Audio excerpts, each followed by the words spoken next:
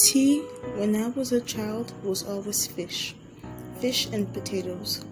And that evening it was mullet, a great pink fish that stared up at me with glazed eyes from the platter. I had no appetite for it. All I could think of were those two letters in the sand on Rashi Bay. I had to know one way or the other. I had to be sure it was the Birdman. I forced myself to eat the fish, for I knew mother and father would suspect something if I did not. For mullet was known to be my favorite fish. We ate in silence, busying ourselves over the fish. So I had the whole meal to work out how best to ask them about the initials in the sand, without incriminating myself. "Saw the Birdman today," I said at last, as casually as I could. "Hope you kept your distance," said father, pushing his plate away. "With young Danielle Pender again, were you? Always with him, aren't you?" And it was true, I suppose. Danielle Pender and Gracie Jenkins were a pair, inseparable. We always had been. He lived just across the way from our front gate at Veronica Farm. Whatever we did together. Father went on. "Proper young scallywag his father says he is, and I can believe it.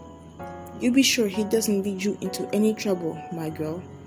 Always looks like a big puppy, that one with his arms and legs too big for the rest of him. Hairs always stood up on his head like he's just got out of bed. Proper scallywag he looks." "Looks aren't everything," said mother quietly, and then she smiled and added, "They can't be, can they? Else how would I ever have come to pick you?" "My beard, perhaps, Clemmy?" Father laughed, and he stroked his beard and smoothed his mustache.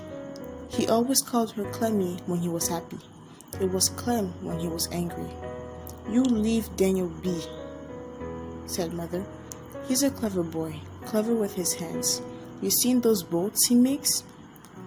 I help him," I insisted. "I paint them and I make the sails. Been sailing them all day, I suppose," father said. "Out by the pool, were you?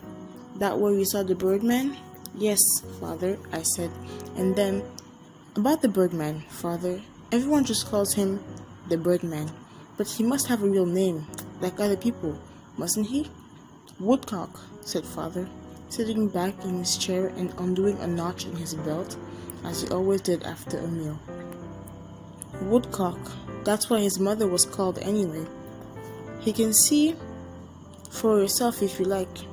She's buried down in the churchyard somewhere. Last one to leave Samson, they say she was. Her and the boy.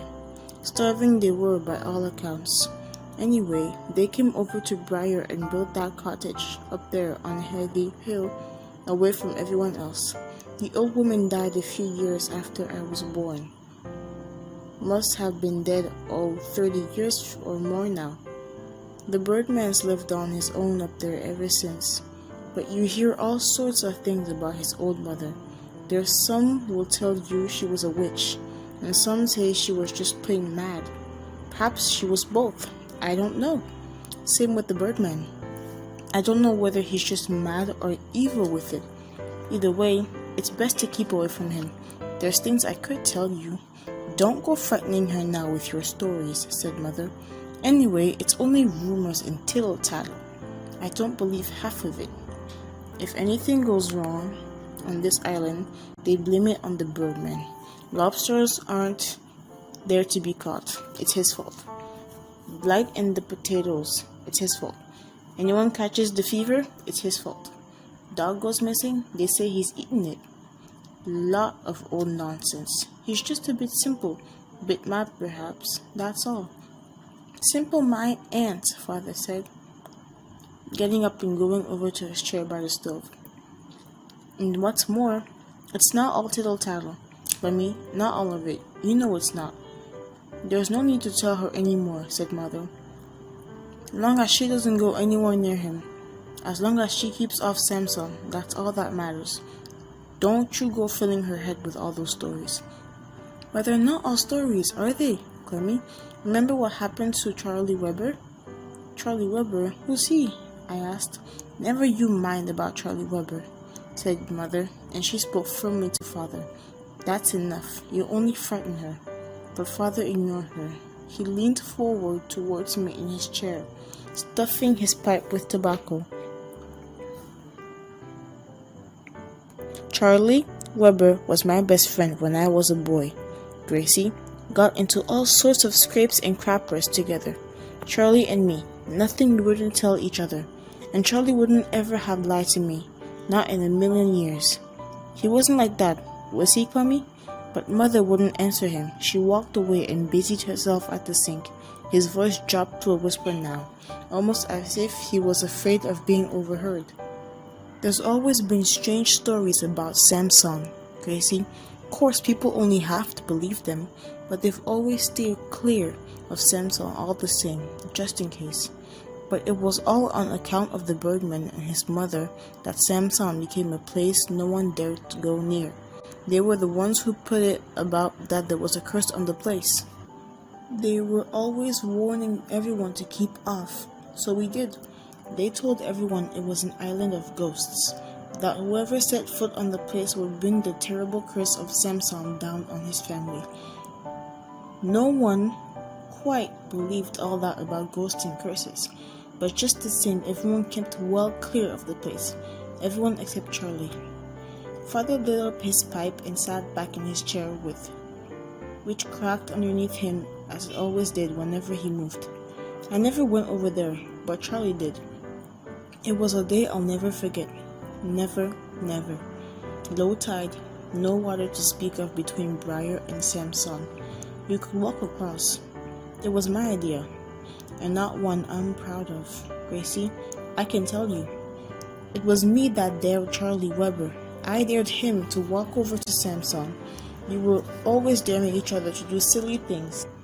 That's just how we were, and Charlie Weber never could resist a dare. I stood on top of Samson Hill and watched him running over the sands towards Samson, leaping the pools. It took him about 10 minutes, I suppose, and there he was, jumping up and down on the beach, waving and shouting to me. When suddenly, this man in a black sou'wester appeared.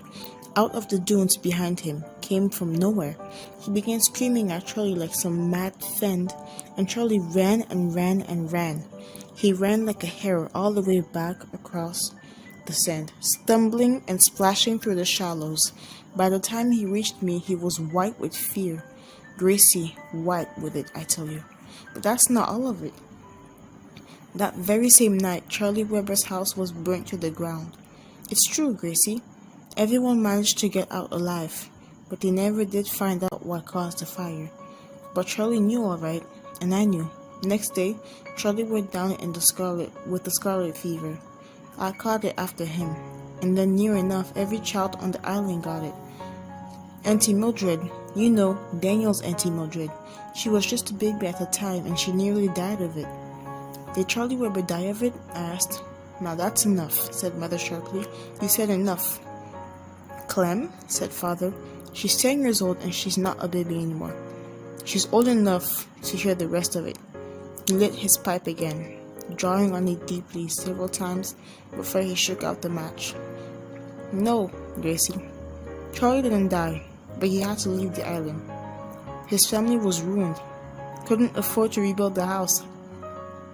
But after Charlie left for good, he told me something I'll never forget. The day after the fire, Charlie was sitting on the quay when he felt someone behind him. He looked around and there was the Birdman. There was nowhere for Charlie to run. He'd come to say he was sorry to Charlie, to explain to him that it wasn't his fault. There was nothing he could do once Charlie had set foot on Samson. He told Charlie that there was a curse on the island, that the ghosts of the dead haunted the place and could not rest. Not until the guilt of Samson had been redeemed, whatever that meant. And when Charlie asked him why there was a curse on Samson, why the ghosts couldn't rest, this is what he told him. He was a little boy when it happened, younger than Charlie. He said, the people of Samson woke up one morning to find a ship run aground on a sandbank off Samson. Like a ghost ship, it was on a flat, calm sea. No fog, no wind, no reason for it to be there. They rowed out and hailed it, but no one answered. So they clambered on board. There was no one there. The ship was deserted. Well, you don't look a gift horse in the mouth, do you? Every man on Samson, 16 of them there were in all, he said. Every one of them was on that ship when it refloated at high tide. They sailed it off to Penzance to claim the salvage money, but they never got there. The ship foundered on the Wolf Rock, off Land's End, went down in broad daylight, mind you, gentle breeze, no fog. Every man on board was lost. The Birdman's own father went down on that ship, Gracie. It's a horrible story, said Mother. Horrible. Every time I hear it, it makes me shiver. True nonetheless, Clemmy, Father said. And that wasn't the last of it. It seems things went from bad to worse on Samson after that. With no men left to go fishing or to work up the fields, the women and children soon began to go hungry. All they had to eat was limpets. The Birdman told Charlie that they even had to eat the dogs. It's true, Gracie. That's what Charlie told me. Then with the hunger came the fever, and the old folk and the babies began to die. So they left. One by one, the families left the island until the Birdman and his mother were alone on Samson. Father drew on his pipe again and found it had gone out. His pipe was always going out. And I believe every word Charlie told me, Gracie. I don't pretend to understand the whys and the wherefores.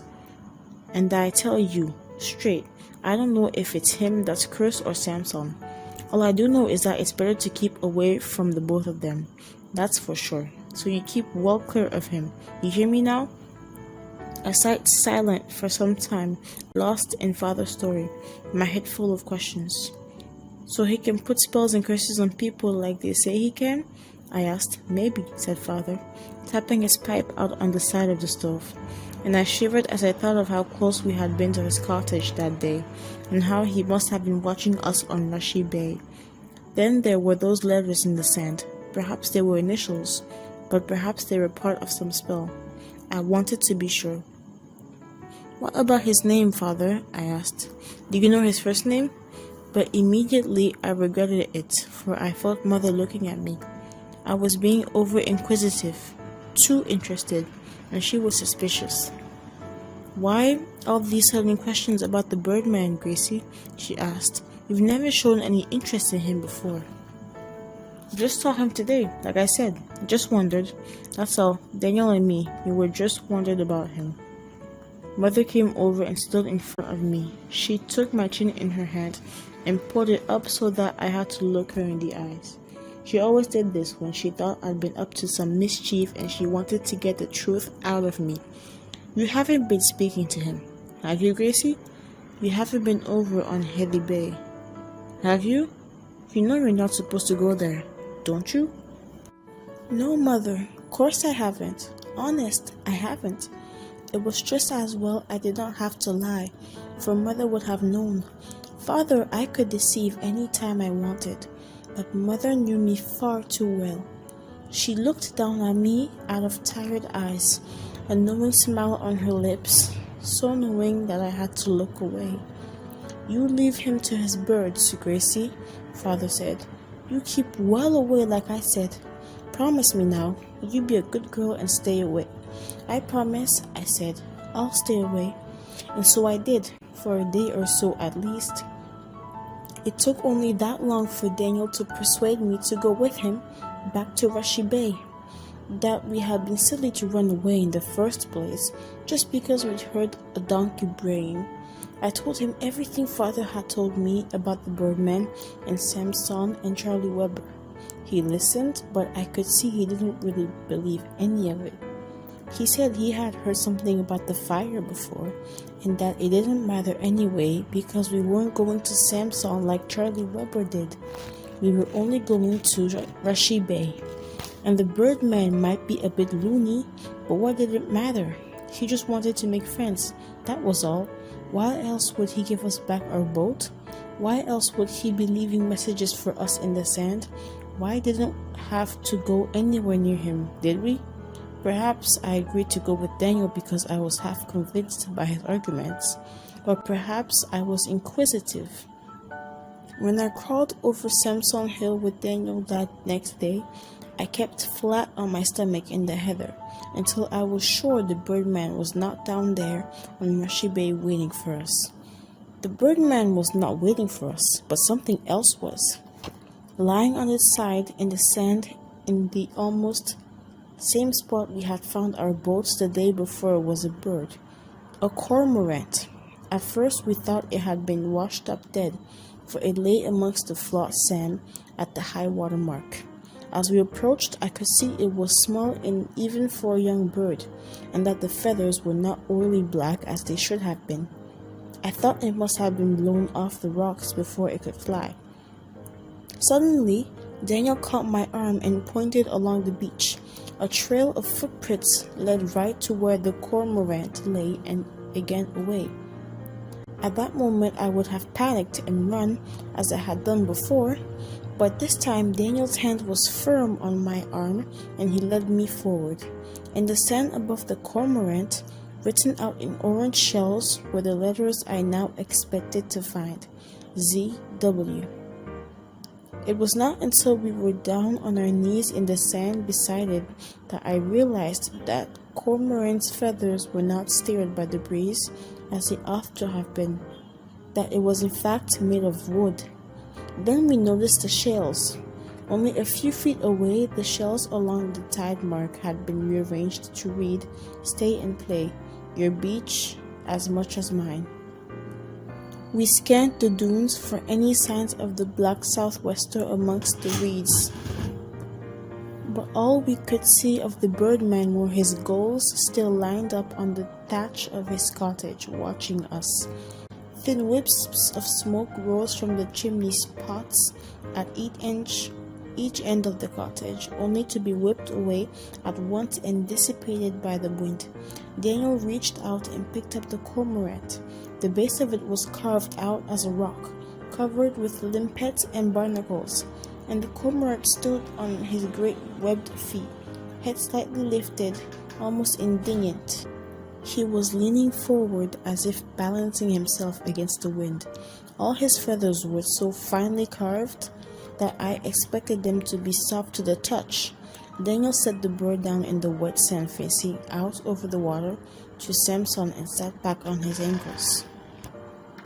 "You ever seen anything like that?" he said, stroking the crown of the bird's head.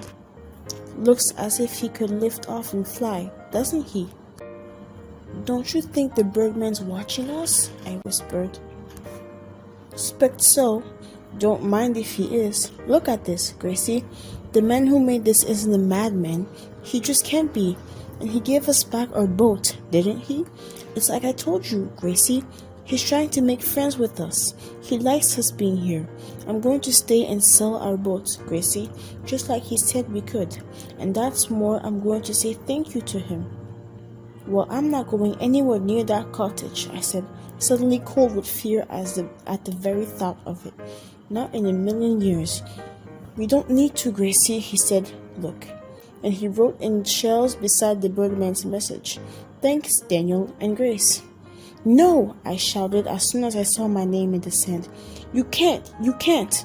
He'll know who we are if you do that. He'll come after us and put his curses on us." And I lifted my foot and kicked the sand all over Daniel's writing until I had obliterated every last letter. I was crying in spite of myself. "Father says he puts spells on people. We mustn't talk to him. We're not supposed to." Daniel looked up at me, and I could see from the look in his eyes that he was disappointed in me. "But we're not going to talk to him, are we?" he said. "Look, Gracie, it stands to reason. If the Birdman had wanted to put a spell on us, he could have done it already, couldn't he?" "Well, he could, couldn't he?" I would not answer him because I hated to be wrong, and I knew well enough in my heart that I was. In my shame and fury, I kicked the cormorant over on its side and ran off, up the beach towards Samson Hill. Daniel called after me to come back, and all my rage at my own humiliating fear burst from me.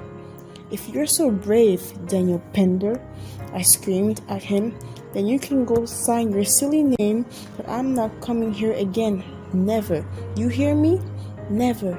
You can keep your silly boats and your silly cormorant for all I care. I don't want it, and I don't want ever." I would have gone on to say every hurtful thing I could think of, had I not caught sight of the Birdman's dog plodding purposefully along the beach behind Daniel, his tongue lolling out of his mouth. I tried to call out to Daniel to warn him, but my voice would not speak as it should, so I just pointed and ran back down over the sand to warn him.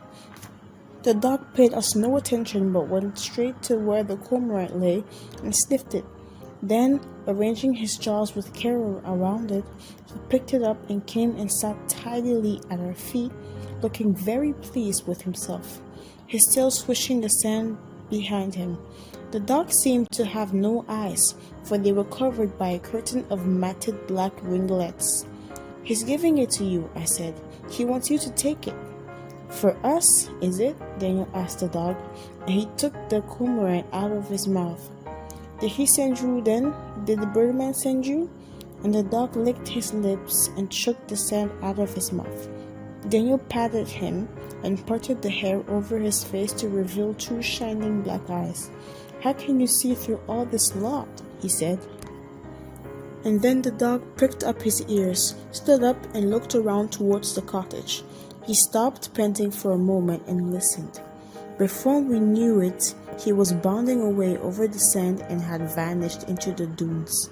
Neither of us had heard a whistle, but neither of us had any doubt at all that he had been called back. "Must have been watching us," I said. "He must have seen me kick it over, mustn't he?" Daniel brushed the sand off the cormorant's head. "See, I told you, Gracie, didn't I? He just wants to be friendly, that's all." And he dropped to his knees in the sand. "Come on, we've got to thank him, haven't we?" We never spoke a word after that, but knelt in the sand together and collected all the shells we were going to need.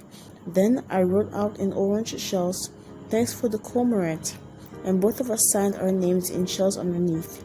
We stayed all day sailing our boats on Rushy Bay, and even when Daniel suggested the sea was getting too rough, I insisted we stayed, just to prove to myself, to him, and to the Birdman that I was no longer frightened. True, I did keep my eye on Heavy Hill, but now I was almost hoping the Birdman would come down to the beach with his dog. He did not come, however, and my newfound courage was not put to the test. Not yet, anyway. As we left the beach, Daniel cupped his hands to his mouth and called out, "Goodbye," in the distance of the cottage, and I waved with him because I felt sure that the Birdman would be watching us. Back in Daniel's boat shed that evening, we stood by his workbench and examined the cormorant closely. "One day, Gracie," he said, "one day I'm going to be able to make something like that." "What happens if someone finds it?" I asked. "What are we going to say?" "Just tell them I made it," he said, laughing. "But they may not believe us, so better if they don't find it. I haven't got a room of my own to hide it, and I haven't got anywhere to put anything. Not anywhere private, anyway. You got a room of your own, Gracie. You keep it. It'll be safer with you. If Father finds it, he'll only want to know where it comes from, and Big Tim will torture me till I tell him." And he handed the cormorant carefully to me. I already knew where I would hide it. I was only worried about how I was going to get it there without being discovered. "I've been thinking, Gracie," Daniel said. "He gave us this cormorant to show us he was friendly, didn't he? So we've got to do the same, haven't we? We've got to give him something back so he knows we want to be friends as well. I've been thinking, do you think he'd like it if we made him one of our boats? We'd call her Woodcock, wouldn't we?" I said. "We've got to name it after a bird, like all the others are. Woodcock's a kind of bird, isn't it?" "Never seen one," said Daniel, "but I think it is." And so I went home that evening with the Birdman's cormorant stuffed inside my blouse. Mother paid me no attention as I came in. She was busy over the stove, and I reached the safety of my room without her even seeing me. We built woodcock together that spring, but it was nearly summer before she was ready for launching. We had never taken so much trouble over a boat as we did with woodcock. Nothing was ever right until it was perfect. We took her to Rushy Bay for her trials and pushed her out towards Samson Island. She danced out over the waves, her sail catching the wind and leaning her over so that she sped out to sea. I think she might have gone all the way to Samson had we not waded waist high into the sea after her and brought her back. She was quite magnificent in her shiny blue hull, her white stripe and her black red sail. Daniel was satisfied. So we left her, beached well above the high water mark, and we left too long a message shell for the Birdman in the sand. It read, "We named this boat Woodcock. May God bless her and all who sail her." And we signed it, Daniel and Grace. We waited until sundown in the purple humming heather on Samson Hill to see if the Birdman would come for it. But he never came. We could not stay any longer, for Mother always liked me to come home before dark. But first thing the next morning, we went back to Rushy Bay and found the boat gone. In its place, there was this message: "Thanks, beautiful," and underneath, "Zachariah Woodcock."